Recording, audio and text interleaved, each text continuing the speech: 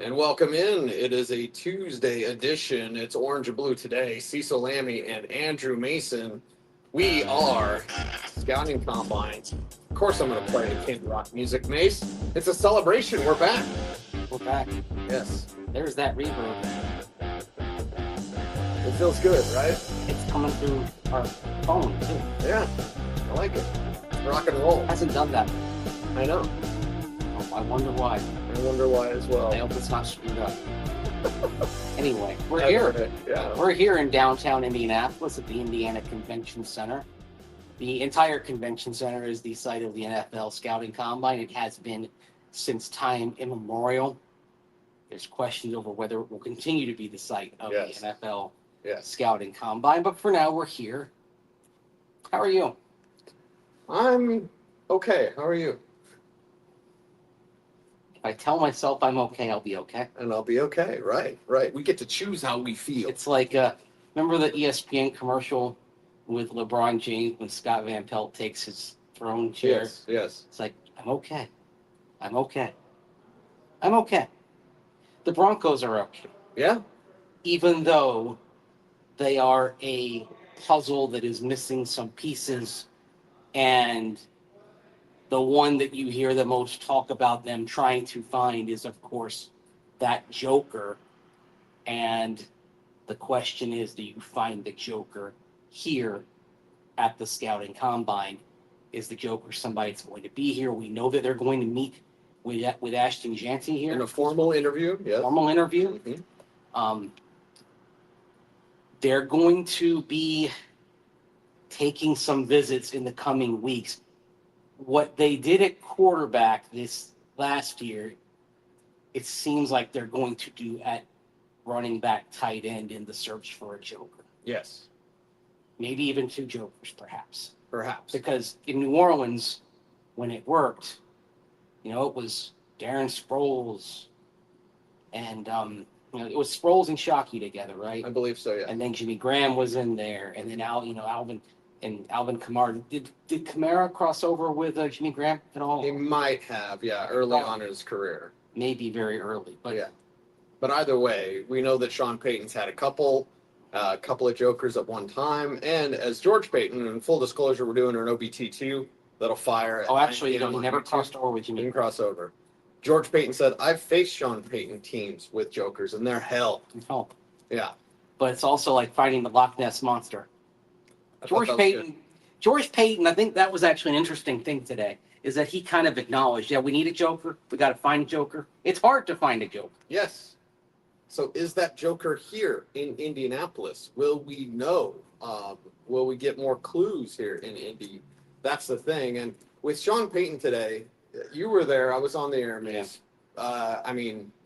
Holding court isn't even begin to describe how Sean Payton was today. Talking about his Joker, talking about his former assistants, talking about Bo Nix, guys that have moved on, how great Bo Nix is. Like, there was a lot. Talking about Drew Sanders, talking about Troy Franklin, talking about Cortland Sutton. Sean talked for 31 minutes today. The combine press conferences, each coach or GM has a 15-minute window. Sean Payton started early, blasted over that, and poor George Payton, who was next, just standing over off to the side, waiting for all the questions to pass. So finally, Sean Payton was done and said two more questions. Okay. He decided when it was over. I believe he will end up having the longest availability of the combine. Yeah. Whoever had to transcribe that, we're sorry. Chris Thompson, our friend. Whoa, Chris did it? He got that assignment for the PFWA. We need to get him a shrimp cocktail. Rookie mistake on his part. Yes, for sure. How about Sean Payton saying you can't pick up where you left off? This is a discussion you and I have had and gone back and forth with. I thought it was fascinating when he was like, you don't just pick up where you left off. Let's play the comment here. Let's play that from Sean. Yeah, I think the one thing we have to avoid is this idea we're going to pick up where we left off. I really don't like that because our league has shown anymore, the season ends and you kind of take the proverbial game board and you take all the pieces and dump them and then you set it back up again, you start again. Certainly you're more confident. The experience has helped a number of players. But, the journey begins. So we've got, and we don't shy away from it, our expectations are high, and I'm encouraged with some of the things that we did this past season, and yet still kind of hungry for more. Hungry for more, Mace. Yeah, he talked about the confidence that can be built. And I think that's the key thing, that you have a reservoir of confidence that did not exist. And that's where the value of playing in big games, even though you lost most of those big games. I mean, you lost in Baltimore, you lost in Kansas City. Should have been a win, yes, but it was still an L. You're right. That what seemed like an impressive win against Atlanta turned out to be not so much, based on that was when the Falcons were starting their slide.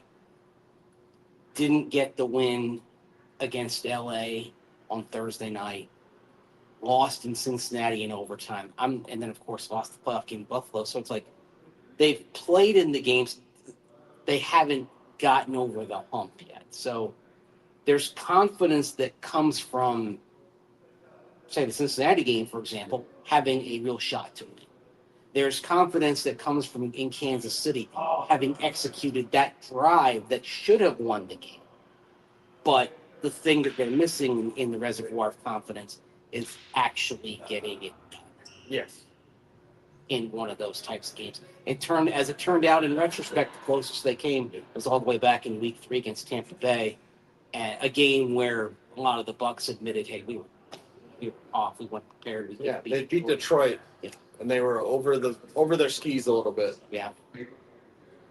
So. But yeah, you always start at 0. That's the old cliche, 0-0, and it looks different when you line up the next year. Yeah. Even if you keep a lot of the same pieces, and we'll get into perhaps some of the free agents that they will keep of their own guys, Cortland Sutton, DJ Jones. I believe there was a Nick Bonito extension question tossed about, probably to George Payton. But I asked him that. Okay, yeah. They're interested in getting him done. They want him around. And he basically said, you're familiar with our plan at this point. Yeah. Draft and develop. Yes, they want to be a draft and develop team. So that would mean, okay, we have Nick Bonito playing well. We want to get him done. That's their mindset. Mm-hmm. But even with Sean Payton saying, like, you can't pick, you don't pick up where you left off, even if you have similar pieces. Yes. Most of the same pieces. There's going to be a joker. There's likely going to be a new running back, a new tight end. But you still have to start from 0 and put it back together.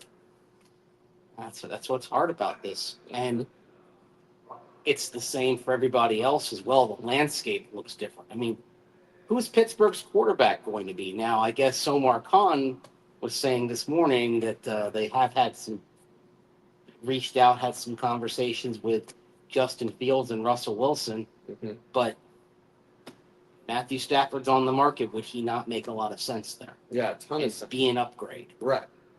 And if Stafford is a Steeler, that changes the landscape. 1,000%.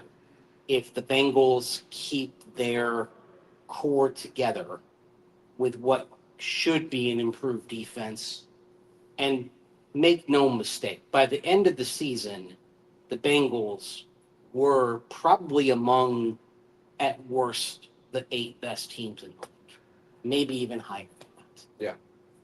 But you go to the playoffs based on 17 games. They didn't deserve to go because they messed things up earlier on in the season. Too bad, so sad. Right. But they will be in the mix as well. So the landscape ends up looking different and challenging. And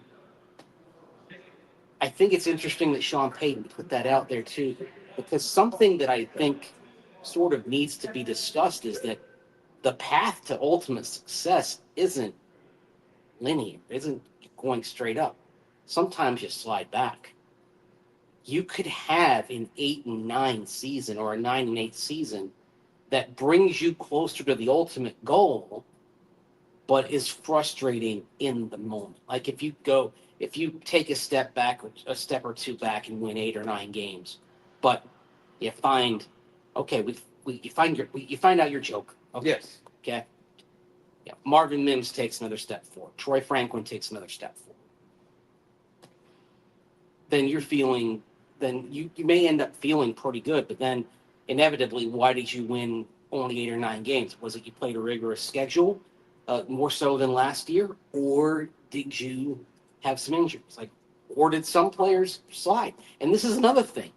You don't necessarily continue getting better. Right. You don't. I mean, remember, this team set a sack record last year, which they won't get to in 2025. It is highly unlikely they're going to break their own sack record in 2020. So start there. You did something something significant, arguably better than at any point in your history. You can't rely on that being there. Pat Surtain, Defensive Player of the Year. Will he play at a high level? I think you can expect that. But is it possible that he is just a notch below, that's his peak? Yeah. And a notch below means he's still great. He's still still elite. Yeah. But what if he's just that tick below? That's the sort of thing you have to look out for. We're talking about Zach Allen having a very good season of 7 sacks instead of 8.5. You're talking maybe it's Nick Nito with 11 sacks and Coop with 9. Pretty good for a duo, but not both of them in double digits. Maybe Quinn Miners isn't quite as dominant. Maybe he has a bad game somewhere in there. What you're hoping is that you get more of the improvement than the regression, but we don't know. I mean, there's the old cliche: you don't know when you peak, that maybe your peak's already happened. Right. Have we seen the best from blank? Yeah. With a guy like Luke Wattenberg, we don't know. Right. With a guy like Marvin Mims, we don't know. Maybe it's the peak. Maybe it is peak Wattenberg. Maybe it's not. You hope not. Maybe it's peak Mims. Maybe it isn't. You certainly hope not. And maybe this Joker can kind of help, alleviate some of those. If Mims is kind of who he is, we know Jaleel McLaughlin, in my opinion, Mason. That's kind of who he is. I'm not really expecting more from Jaleel McLaughlin. There's more left. There's more meat on the bone. Not really. I think he's kind of the player that he is, which is fantastic. It's fine. It's still not as much as you need. Right. It's called change of pace back. That's what that's called, not Joker. There's a difference. Yeah. It's also interesting, how I'll say something. George Payton talked about how hard it is to find it. And that's something you kind of get out of here is you're looking for a Joker, but the Joker is hard to find. That's why this draft is so interesting because, yes, it's hard to find, but you've got a better chance of finding it in this draft than almost any year because of the depth at the positions from which you're going to draw Joker, which are running back and tight end. And you have some skill sets that align. Ashton Jeanty, in particular, his pass catching ability to go along with what he is as a runner. That appears to align with Joker. Colston Loveland in space. That appears to align with Joker. Now, one is much more likely than the other to be there at 20. Yes. When the Broncos pick. But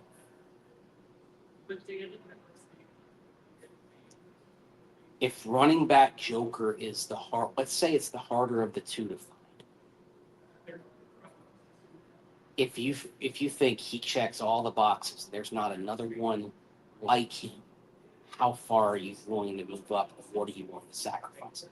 Because there's you and I've talked about this. You've got a cost control quarterback, and you've gotten the worst of the cap hit behind you on Russell Wilson. You're into an opening here. Right. You're into a window that you need to maximize. Because if Bo Nix keeps doing well, that's well and good. But then your team construction becomes different in a few years. Yes. Right now, you can bolster everything around him. Yep. That's why you can talk about extending Cortland Sutton, giving him another couple of years on a restructure. You can talk about that because you have a relatively inexpensive quarterback. So what is it about scouting jokers? George Payton did talk about that since this is our Joker show. Let's play George talking about scouting jokers. Well, they're just mismatched guys. They're hard to find. Whether it's a receiver, whether it's a tight end, runner, guys that can just stress the defense in so many different ways, and you can't single cover them. And so there's just not many of those guys in the league.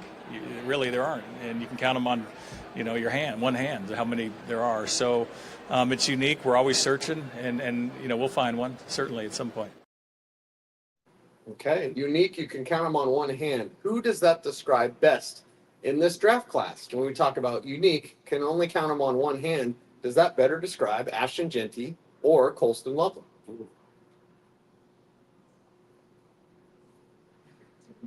I think there's one answer, and it's more of the pipe dream answer for me, and you're going to have to move up to get it.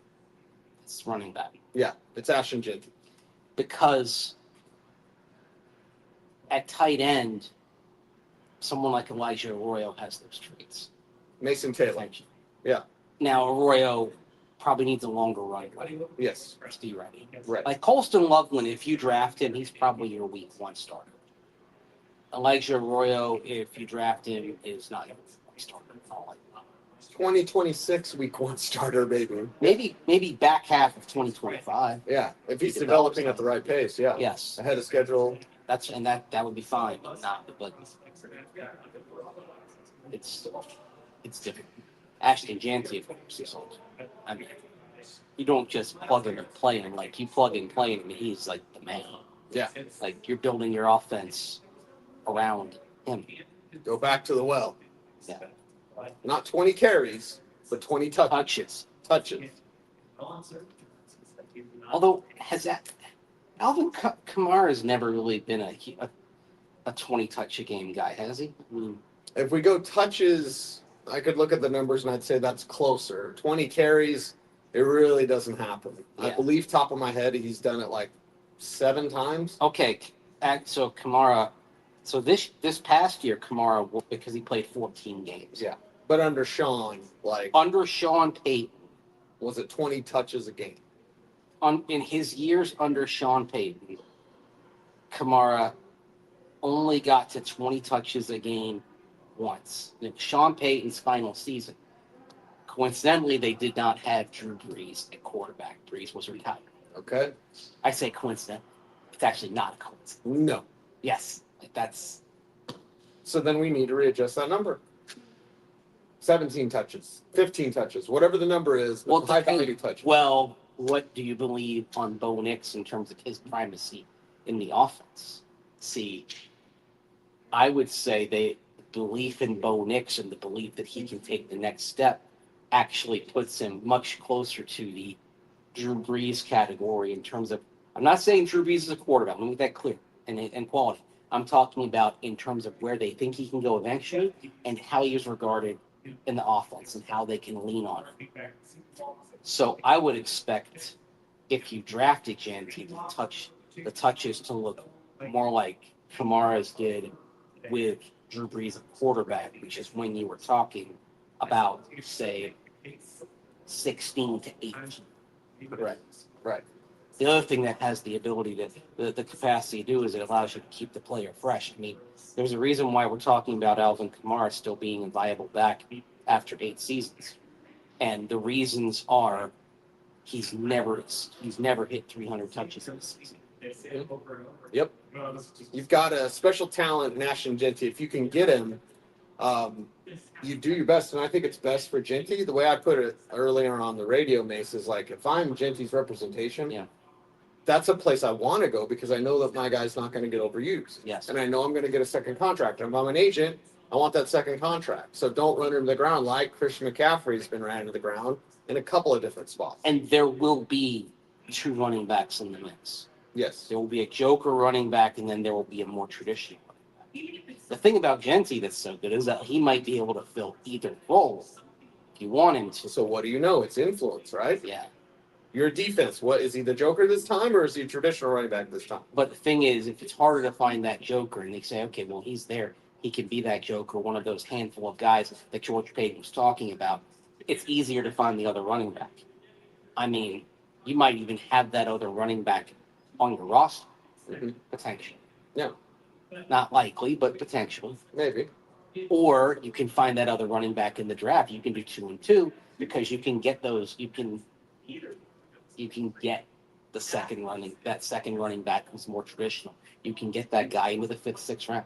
Maybe even undrafted. Ja'Cory Cross-Kamara, who's not here, could be more that traditional. You go Gentry in 1, and then UDFA, JCM. You have JFM, so JCM. Yeah. And there's your 2. Have compete with Blake Watson, Audric Estime, Jaleel McLaughlin, and Tyler Bidet. Bidet. Tyler Bidet got mentioned today as well. Okay, good. Javonte Williams even got mentioned. He did. That's coming up for our George Payton. We're going to talk about that on That's next show. OBT2, our second show, because it's the Combine. We got a lot to say. We got a lot to do. The days are very full. And, oh, boy. Yeah. First day was explosive. Not as explosive as last. No, because not looking for a quarterback. It's totally different. It is. Like, Almost a sense of relief.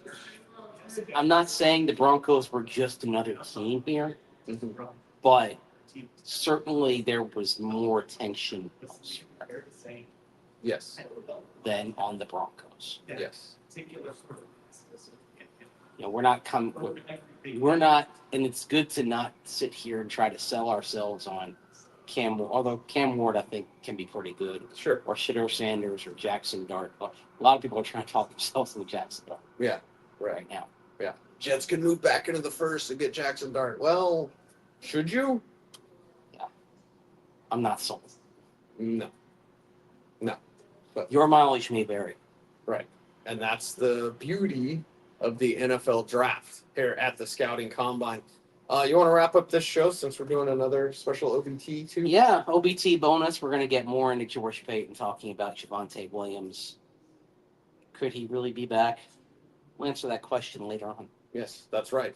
He's Andrew Mason. I'm Cecil Lambie. Before we're out of here, how do folks help us out on YouTube? Like, Comment, share, subscribe, hit that notification bell. so that you Never miss it. it. You were faster that time. A little too fast. All right, he's Mace. I'm Cease. OBT's BFD. Thanks for watching. I want you to stay tuned. And would you please, as always, stay frosty,